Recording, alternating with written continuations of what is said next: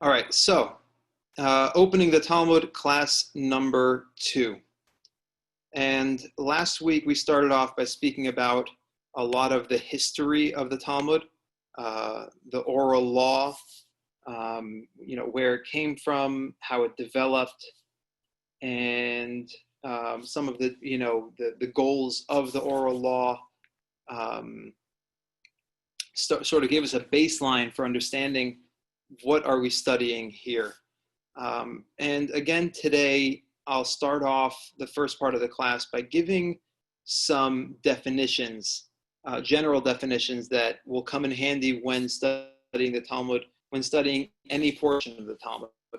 It'll be the front half of the class, kind of the tools and techniques for learning the Talmud. And then the second half of the class will continue the portion of the Talmud which we began studying last week from Bava Metzia, and we'll get to experience the Talmud firsthand by learning it and delving into it and taking it apart. So we'll start off with some Talmudic concepts to remember. And if you have a pen and pencil handy, I'll give you the Hebrew word or the Aramaic word and some definitions and some facts about it. And then I'll share a review sheet via email at some point after the class for you to be able to review these concepts. So the first two are concepts that we touched on last week. The Talmud as a whole is split up into two sections. The first one being the Mishnah. That's M-I-S-H-N-A. So the Mishnah is the first time that the oral law was written down. And it was written down by Rabbi Yehuda Hanassi.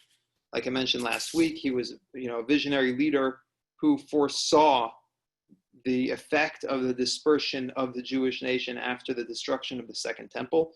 And he realized that if we were to preserve the oral law, it would need to be written down. There would have to be,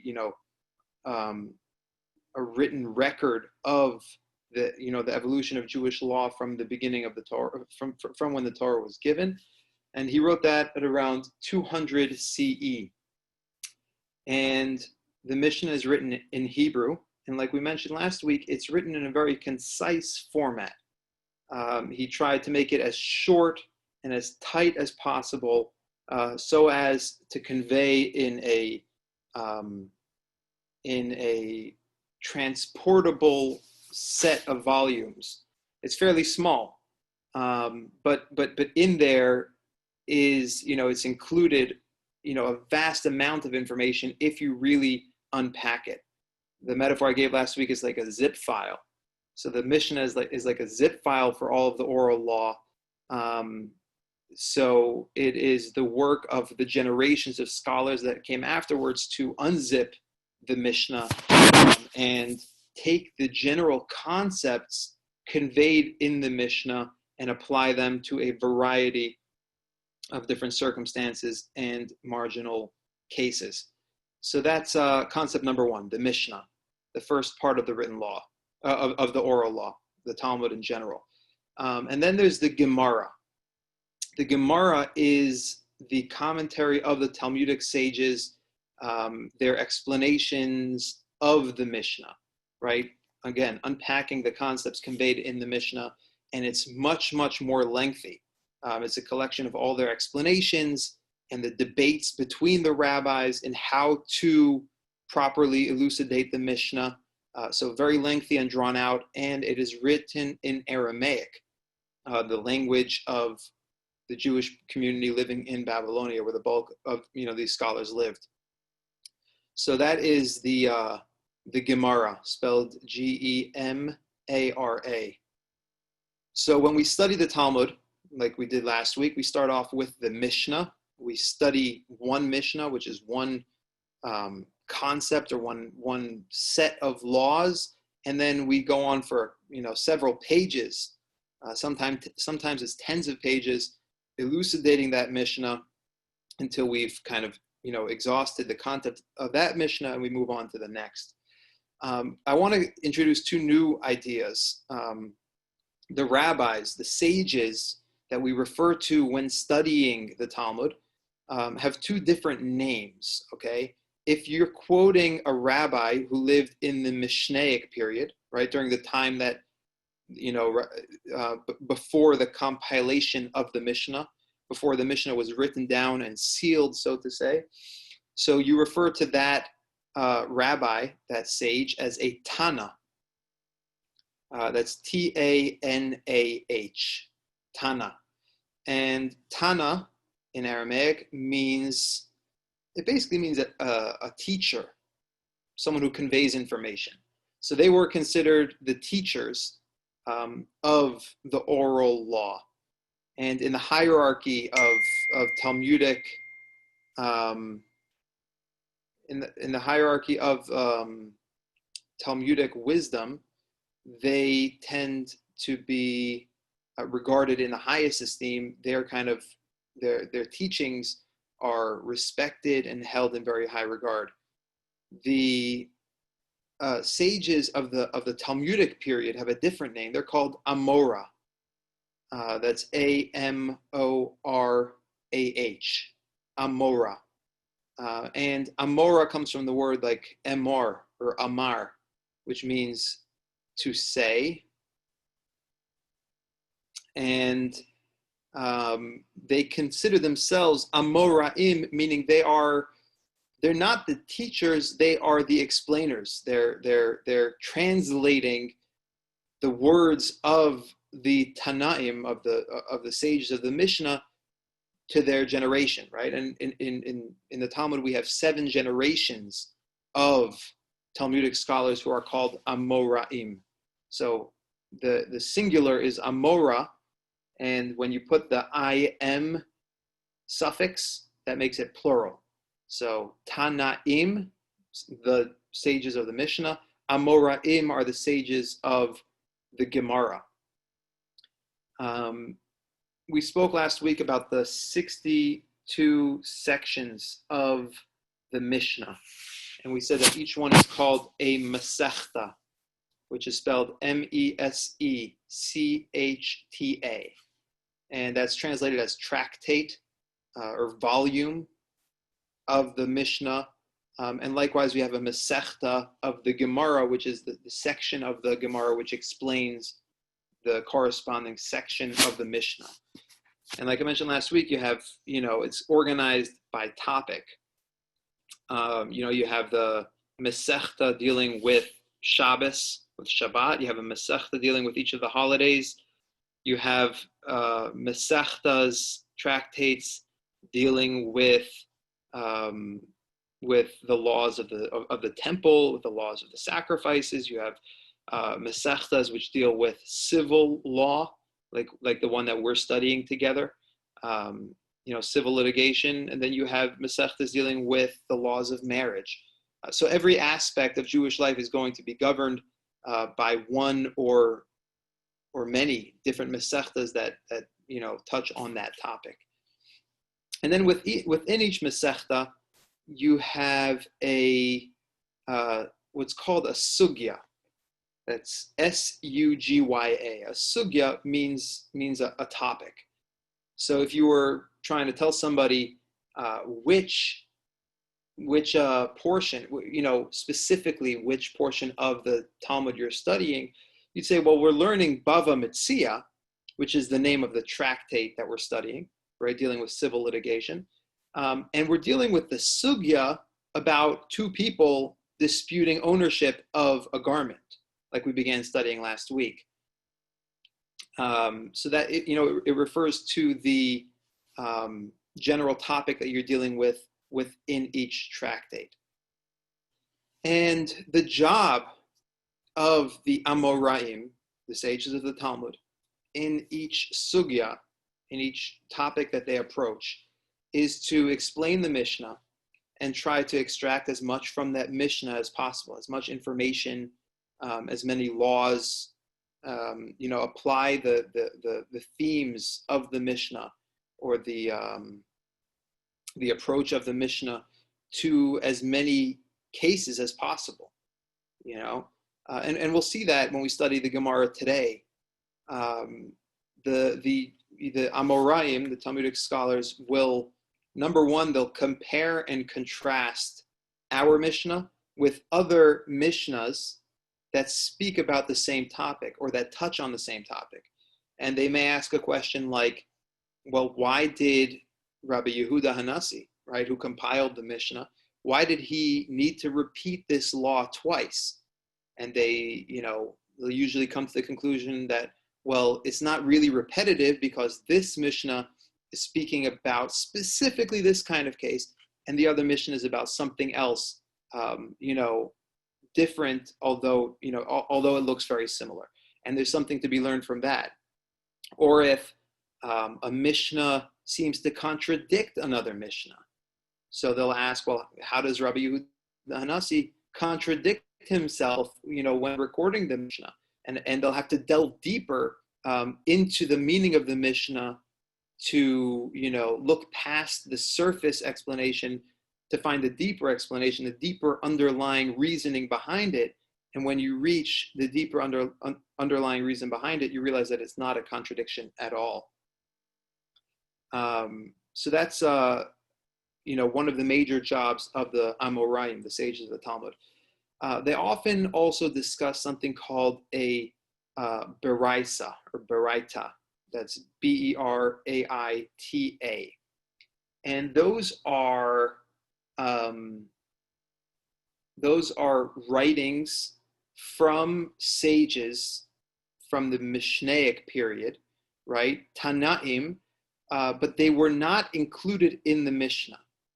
So when Rabbi Yehuda Hanasi took this, vast amount of information and redacted it, to create this, perfectly formatted Mishnah, right? The 62 tractates of the Mishnah, he left some of the teachings of some of the rabbis out, either because he felt that they were repetitive or because the consensus was that the law did not follow the teachings of that rabbi. But those writings still existed in the times of the Talmud. And oftentimes in the Gemara, the sages of the Talmud, the Amoraim, will quote a beraita, which is kind of like, from the Mishnaic period. Again, so it was held in high regard. But again, their question would be, well, why wasn't this included? It seems to address something similar. And their conclusion will either be that, that the rabbi in that beraita argues with the rabbi in our Mishnah and the law is not like him, or he's in agreement with the rabbi in our Mishnah, or he's speaking about something completely different, and it has no bearing on our sugya, on the topic that we're discussing here and now. So you see, as I'm explaining these concepts, I'm already weaving in the Talmud speak. And oftentimes when studying the Talmud, you'll find yourself falling back on these terms. They come in handy. So as you familiarize yourself with them, you may find yourself talking about which Masechta you're learning or which Sugya you're learning, and saying, Tana or Amora and all of these different things. Very, very natural to slip into Talmud speak, or they call it yeshiva speak. It's a whole nother language. Another thing that's interesting, and if I do it, I do it subconsciously, and you may catch me on it, and you'll know exactly what I was referring to. Whenever we're giving a hypothetical case in the Mishnah or in the Gemara, so we tend to illustrate using names, right? Like, two litigants come to Beit Din, right? They come to court. Instead of, saying litigant A and litigant B, which is kind of confusing sometimes, the default is to the 12 tribes. So litigant A is always going to be Reuven, the first of the 12 tribes. Litigant B is going to be Shimon. And that's a fairly simple case where you have two litigants.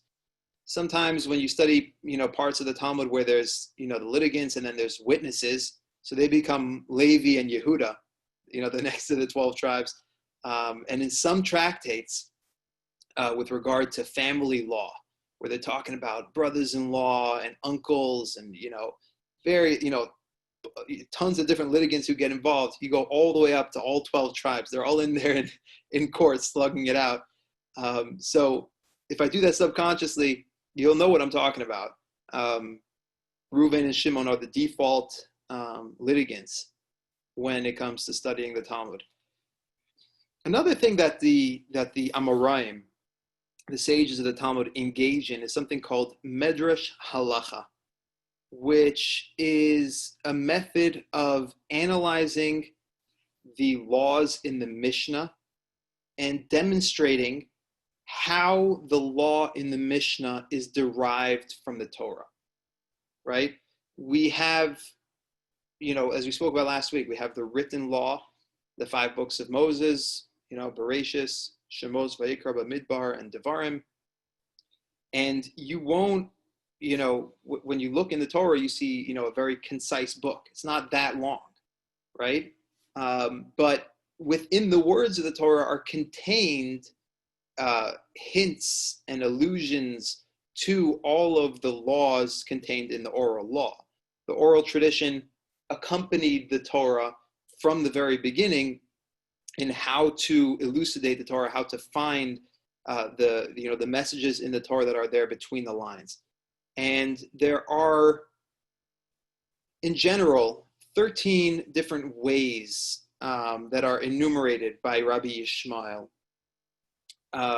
13 ways with which we can derive a law from the Torah. And there's a long discussion in the medieval commentaries when when the Gemara engages in Medrash Halacha, in analyzing the verses of the Torah and seeing how we can derive the laws from it. There's a discussion as to whether this is, the message is that this is where the law came from, or that the law is such and we kind of seek to find support for it in the verses of the Torah. Because when we talk about an oral tradition, it's not guaranteed that everything will have been alluded to in the Torah. For example, we said last week the word for tefillin in the Torah is totafos. V'hayu letotafot beinenecha. The tefillin shall be as a sign between your eyes. And we said that word is an obscure word which must have come along with a definition for it, which, Moses and the sages gave a definition for what is tefillin. Well, it's a black box containing portions from the Torah on small parchments. But it's not guaranteed that there will be a hint to that in the words of the Torah. It's just that was the tradition from Sinai, that these are what the tefillin are. And Maimonides is one of the camp that believes that the oral law is the oral law, and it's passed down from generation to generation from Moses. And when the Amoraim, when the sages of the Talmud look back to the Torah and try to find the law hidden between the lines, they're doing that as a kind of support for the law which already exists. It's not that they're creating the law out of the words of the Torah. Whereas Rashi, who's one of the foremost commentators on the Talmud, he's kind of the leader of the camp which believes that the law is, the oral tradition from the beginning was directly linked to the words of the Torah, and when the Amoraim are displaying that, when they're demonstrating that, they're showing us where we can learn the law from. In any case, we'll find 13 general ways which the methods that the Amoraim use to derive or to demonstrate support for a law in the Torah, and I will go through a couple of the more common ones. I'm not going to go through all 13 now. That would take us all night. But I'll give you a couple of the basic ones. And these are basic. Well, the first one is very, very basic logical thinking. Okay, it's called a kal v'chomer. That's K-A-L, kal, v'chomer, V-A-C-H-O-M-E-R. Kal v'chomer. And kal v'chomer means literally light and heavy. And what a kal v'chomer what the method of a kal v'chomer seeks to accomplish is to derive the law in a heavier, more stringent case from what we know the law to be in a lighter, less stringent case. Okay? So take, for example, corporal punishment, like, receiving lashes, versus capital punishment. Which one is more severe? Capital punishment is obviously the more severe one. So we assign kal, the lighter one is corporal punishment. Chomer, the stringent one, is capital punishment. Well, now I can make a logical deduction from the laws of corporal punishment, right? Like the burden of proof, or how much evidence is necessary. And I can tell you that if the bar for proof to assign corporal punishment is this high, well, you better bet that when it comes to capital punishment, it'll be at least this high. Okay?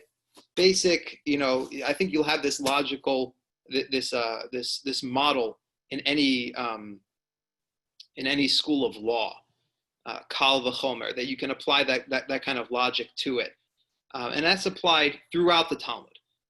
So much so that it's called din. It's called like the basics of law. Like you can make that assumption almost 100% of the time. Is that clear? That's the first method. That's called kal v'chomer. And obviously, if you wanted to undermine a kal v'chomer, like if you're studying with someone and they gave an explanation and they said, well, kal v'chomer, I can learn it from that area of law to this area of law because one is less stringent and one is more stringent. You'd have to, break the link between the two. You'd either have to say that they're talking about two completely different things and there's no carryover, or you'd have to say that that what is kal, what you're saying is lenient, is not actually more lenient, right? You'd have to kind of undermine the logic by either making the lenient more stringent or making the stringent more lenient so that you can't, leverage the law from one to the other. The other one is, or the second one that I'm going to discuss today, is what is called gezerah shava, which means how do we translate this well? A decree from comparison, okay? And gezerah shava, spelled as two words, spelled Gezeira, gezerah, which means a decree. Shava, that's Shava, gezerah shava. Shava meaning same, equal, comparison.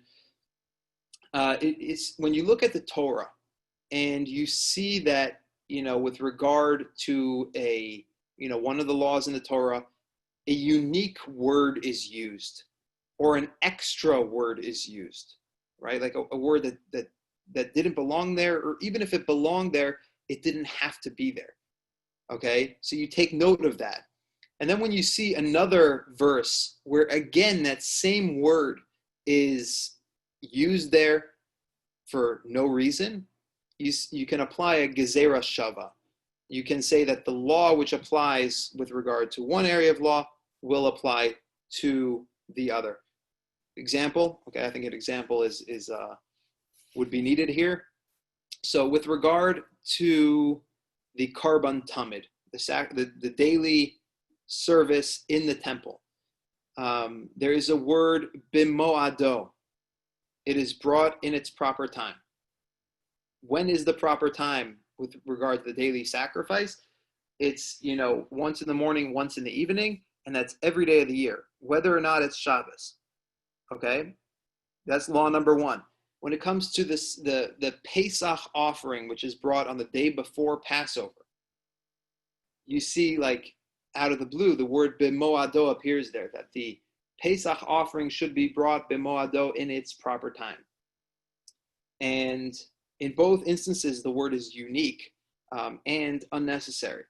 So the sages of the Talmud derive from here that just like the daily offering is brought b'moado in its proper time, even on Shabbat, right? When you normally wouldn't be bringing regular sacrifices, we apply that same law to the Pesach offering, b'moado, even on Shabbat. Okay, so you take that the word is kind of like becomes a footnote. It kind of tells you, well, refer to the other place in the Torah where we have this word used for more information regarding this law. And this is less, it's not really applied across the board. There's rules with regard to a gezerah shava, because a gezerah shava can get out of hand if everyone is kind of just finding their own gezerah shava. So gezerah shava is a methodology that was passed on from generation to generation, and the rule is that you can't apply gezerah shava unless your teacher taught it to you. Okay, so it's not applied liberally; it's applied more exclusively. The next two sound very similar. They are with regard to verses in the Torah which employ a general term and then a more specific term, or vice versa. Take, for example, okay, so I'll give you the prat uklal, the specific term, and then the general term. So when it speaks about returning a lost item, it says when you see the donkey of your well, it's an interesting verse. The Torah says when you see the donkey of your enemy, okay, lost on the road, you have a mitzvah to return that object, the donkey of your enemy, to him. Why does it talk about your enemy? Why doesn't it talk about your friend? Well, because you're more likely to return your friend's lost item, and the mitzvah is to return the lost item regardless of whose it is. Okay, that's why the Torah speaks about an enemy. But the Torah says if you see, the animal, you see a lost animal, return that lost animal to its owner. And so shall you do for his clothing, and so shall you do for his ox, and so shall you do for any lost item of your friend that you have found. So the Torah starts off speaking about specific cases: a donkey, clothing, an ox, and then launches into this generalism of like anything that your friend loses.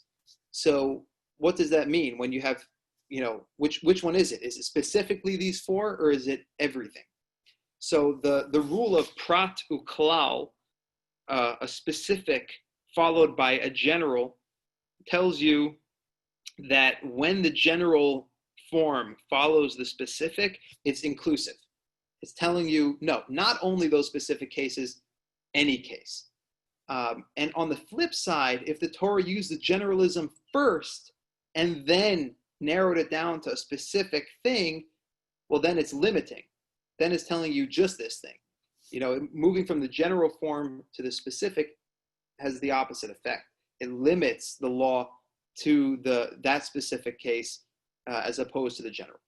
So those are four of the most common methods employed when analyzing the text of the Torah and deriving laws from it.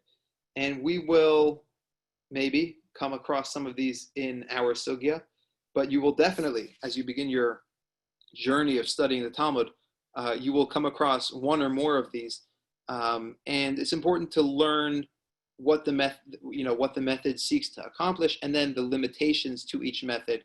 Obviously, there are qualifications of when they can be applied and when, what kind of logic will undermine these methods. Are there any questions before we move on? Okay, Miriam, can you unmute yourself? I was a little confused on you saying when the donkey of your enemy is lost, you return him, even though it's your enemy. But then as you went on to explain, even if it's this or the anything, you return to your friend. Well, if it's an enemy, how can it be a friend? Oh, yeah, so I wasn't completely clear. The first clause of that verse, when it speaks about an enemy, is coming to tell you, even if it's your enemy. Oh, okay. Right? Meaning it of course it applies to your friends. Right. It's kind of like a kal vachomer, right? I can, if you do it for your enemy, you got to do it for your friend. Right.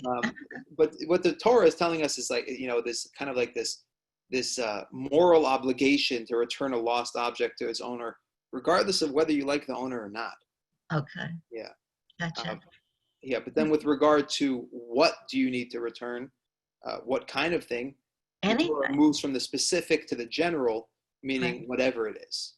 Right. Not just Right. specific things, but yeah, Oh, anything that, go ahead. yeah.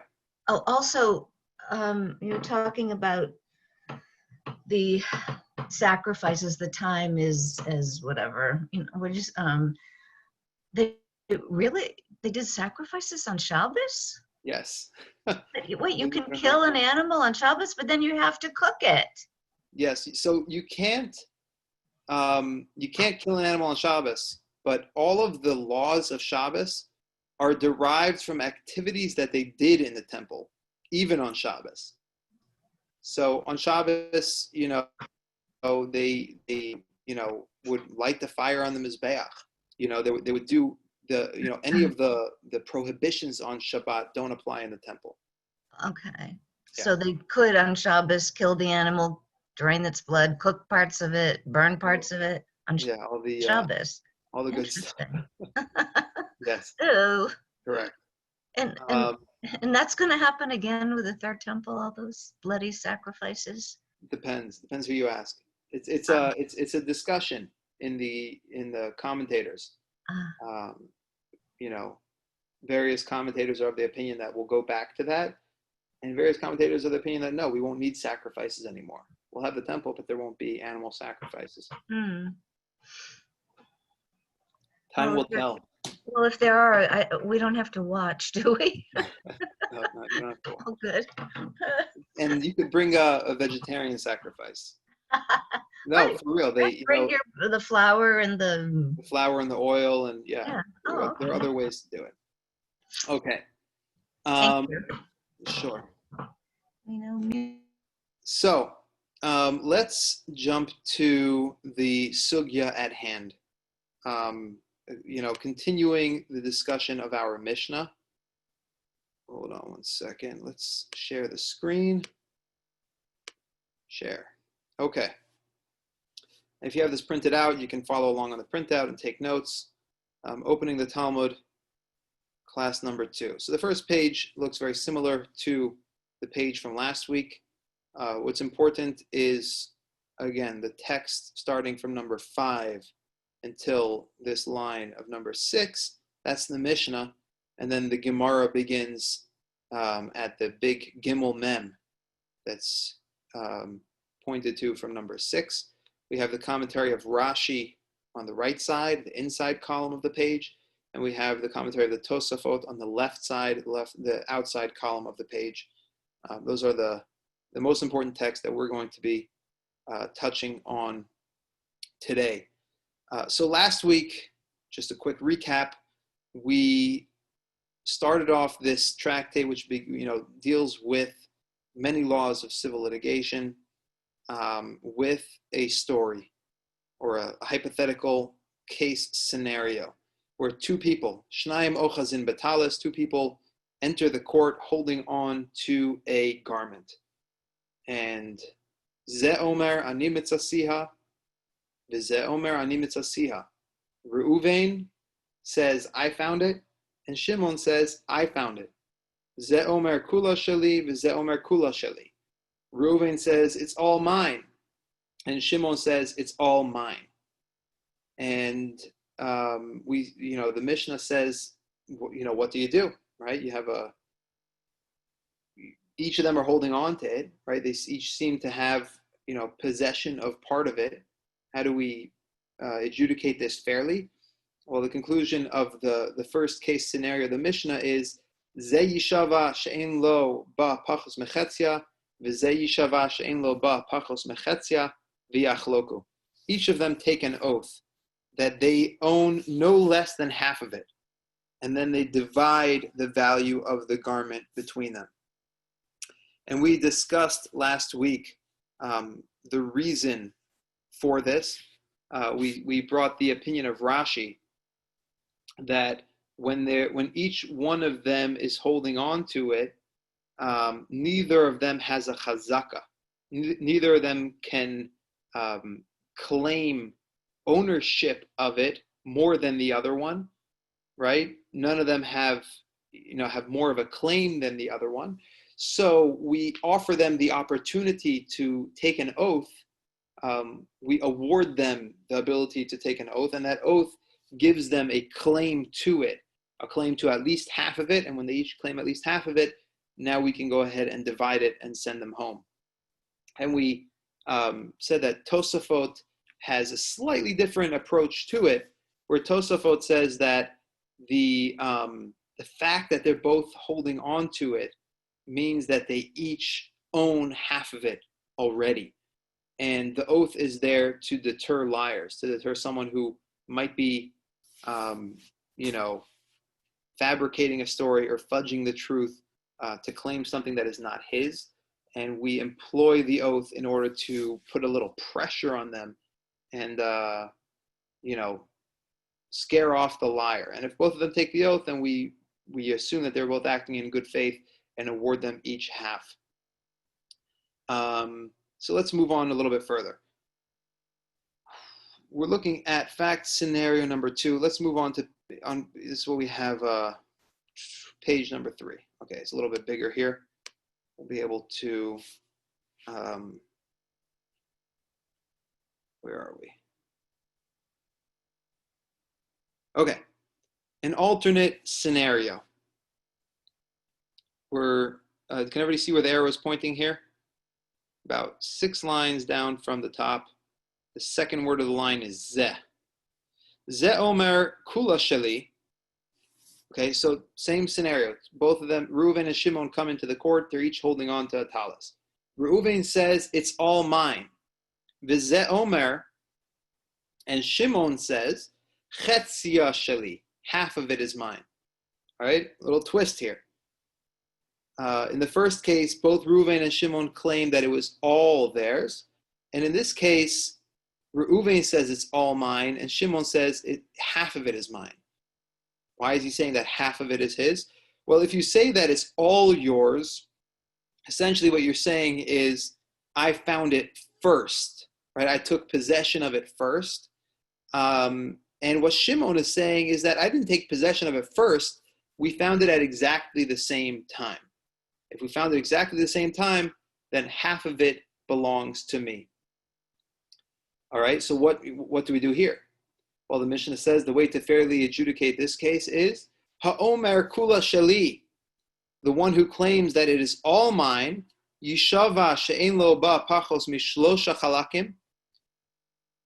The one who says it's all mine takes an oath that he owns no less than 3/4 of it. V'ha'omer chetzia sheli, yishava she'en lo ba pachos me'revia, and the one who claims half can take an oath that he owns no less than 1/4 of it. Zenotel shlosha chalakim, and then Reuven, the one who claimed the whole thing, will go home with 3/4 of it. And Zenotel Revia, Shimon, who claimed half, will take 1/4 of it. So, what is going on here? Let's look to Rashi for a minute and see what he says. Okay. V'zeh omer chetzia sheli. He's talking about Shimon saying that half of it is mine. Modehu, he admits, shehachetzi shel chavera, that at least half of it belongs to Reuven. The ein danin ella al chetzia. We have to look, and we have to ask ourselves, what is in dispute over here? Well, the first half of the garment is not disputed. Both Reuven and Shimon agree that half of it belongs to Reuven. Shimon is arguing about the second half of it, and Reuven is claiming the second half as well. Hilkach, zeh ha'omer kula sheli yishava. Therefore, the one who says it's all his takes an oath allowing him up to half of the second half. Ke mishpat harishon mashehein danin alav nishba'in shnehem. Well, in the first case, Rashi says, the amount that was in dispute each of them took an oath to owning half of the disputed amount.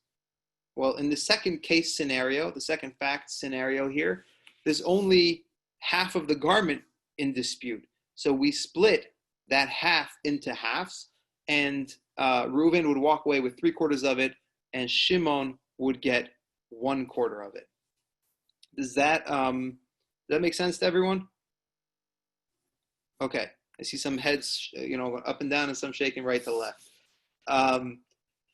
Essentially, the message of our Mishnah is that when you have a dispute between two people who each have physical possession of something, and they're arguing about, who truly owns it, we split the difference. We split the disputed amount. Well, in the first case, they both claimed to own the whole thing, so we split the whole thing in half. In the second case, one of them claimed the whole thing and claimed half of it. So the one who claimed half gave up half of it to the other guy, and what's in dispute is really only the second half of the garment.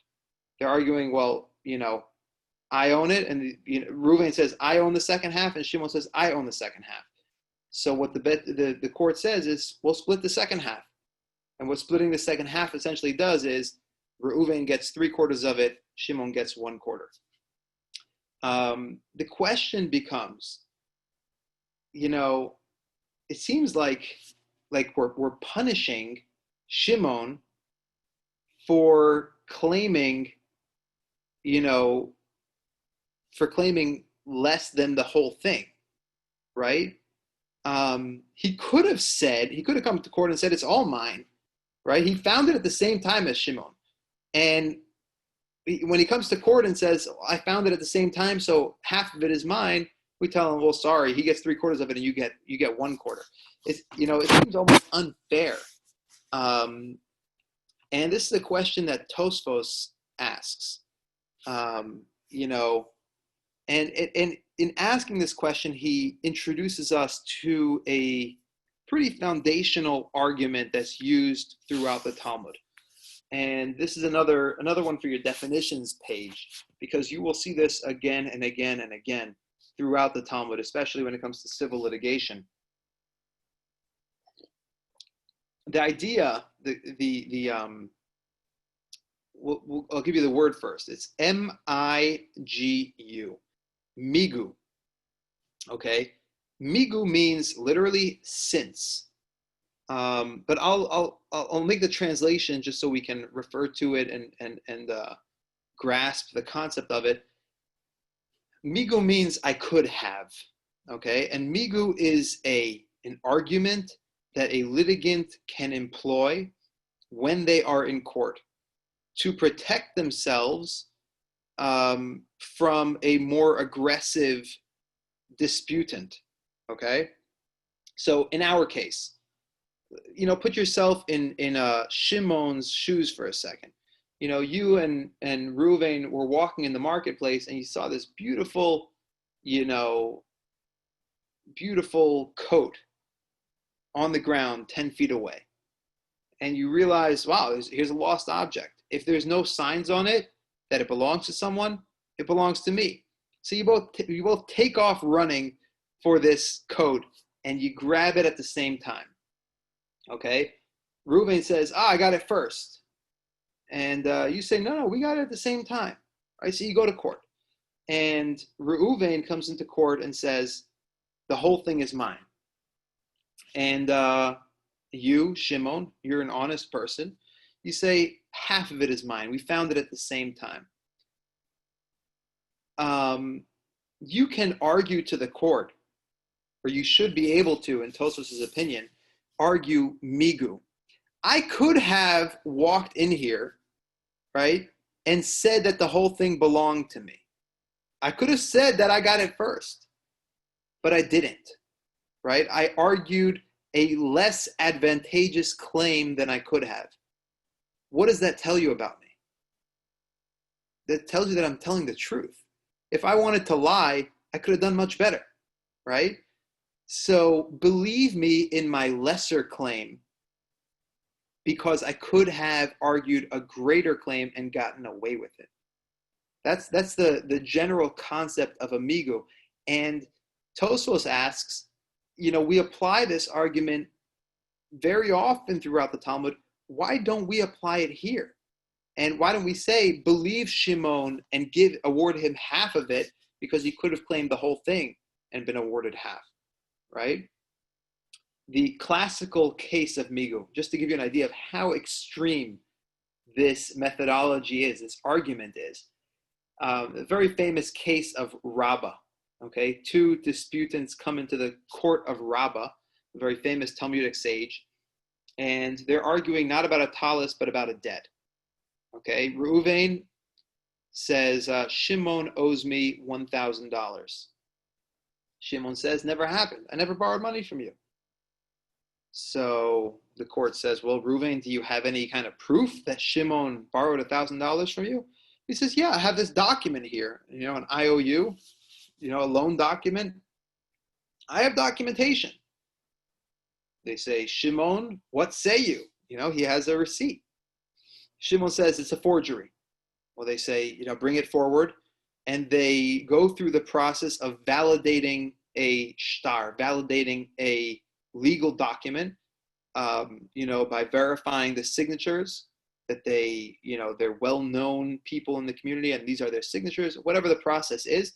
They verify that document and they award Reuven the debt of Shimon. They say, Shimon, you owe Reuven $1,000, pay him, within the week. And, the Rabbah raps with his gavel on the podium and says, session adjourned. So before they leave, Reuven says, I just want to address the court for a minute.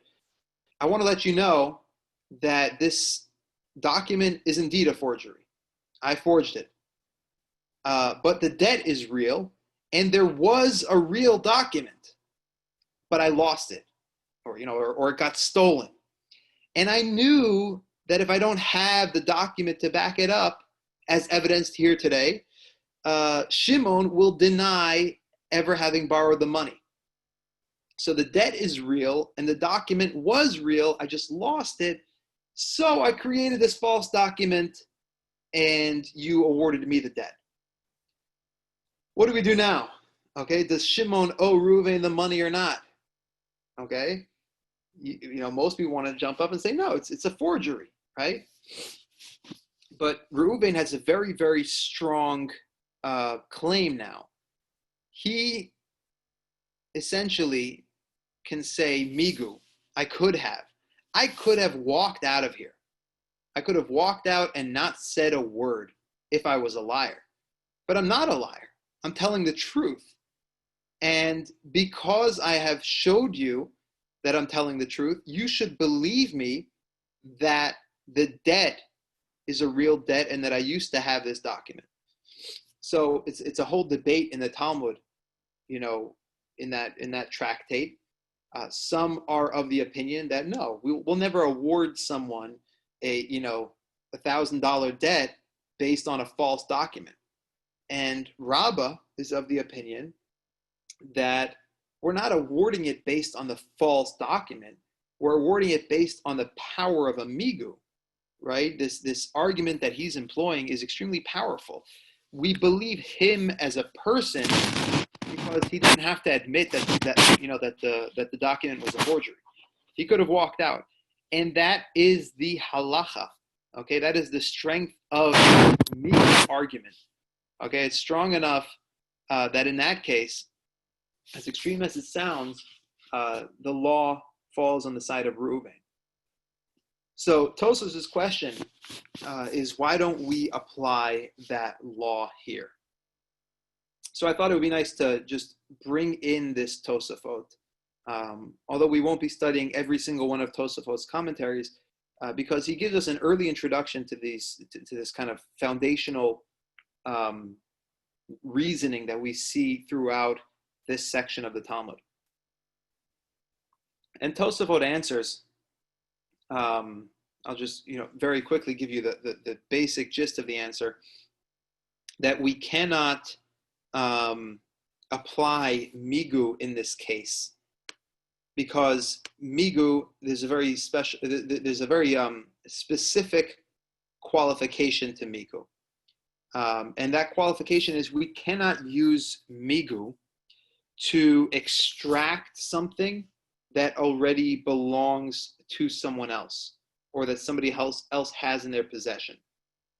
Kind of like we mentioned last week, the foundation of all civil law in the Talmud is hamotzi mechavero alav haraya, that one who seeks to extract something from their friend needs to bring a solid proof, right? The burden of proof is on the one who seeks to change the status quo. So migu, that argument can be used to maintain the status quo against somebody who's disputing you, or against using it to enforce what is already in your possession. It cannot be used to extract something that is in somebody else's hand. In a case, when they come into court, each holding on to a garment, they each have possession of the whole thing. Okay, they don't each have half of it. They each are in full possession. The question is, what does the court do to kind of, relieve the stalemate? And what the court does is take their claims and award them half of the difference. So in the case here, Reuven claims the whole thing, Shimon claims half of it. Well, now we have to split the difference and give Reuven 3/4 of it. Shimon, yes, he has a good argument why we should believe him, but our hands are tied. We can't use your argument, as compelling as it is, right? Migu, you could have claimed something better. Well, you should have claimed something better, because at this point, with what you claimed, you can't use the migu I could have to extract an extra quarter of the value of this garment from Reuven. So that's Tosafot in short. He introduces us to the concept of migu, tries to apply it to our case, can't apply it in the most extreme way because of a qualification to the rule of migu, but he does quote from later on in the Gemara, where we can probably apply migu, according to some opinions, to allow him to award him his portion of it without taking the oath. Because according to Tosafot, the oath is there to weed out liars. And at this point, we're pretty sure that he's not a liar. So migu can't be used to award him more of the garment. It can be used to award him his fair share of it without having to take an oath. Are we clear? Is everyone on the same page? All right. So let's forge ahead a little bit. We have another minute. So let's finish off the Mishnah, see what's left here to be discovered. Okay. We're looking at case scenario. Case scenario number 3 of the Mishnah. So in this case, they're not holding on to a garment, right? Because the lost object that they encountered was too big to hold on to. We're talking about an animal in case number 3. Hayu shnayim rochvim al gabe behema. They roll into court, both of them riding on the back of an animal. Or one of them was riding the animal and one of them was holding the reins of the animal. Okay, 2 fact scenarios. The same claim. Ze omer kula shali, v'ze omer kula shali. Each one claims, I found it first, it's all mine. Ze yishava she'en lo ba pachos mechetzia, v'ze yishava she'en lo ba pachos mechetzia, v'yachloku. Each one takes an oath that they own no less than half, and they divide the value of the animal. What is this section of the Mishnah coming to teach me?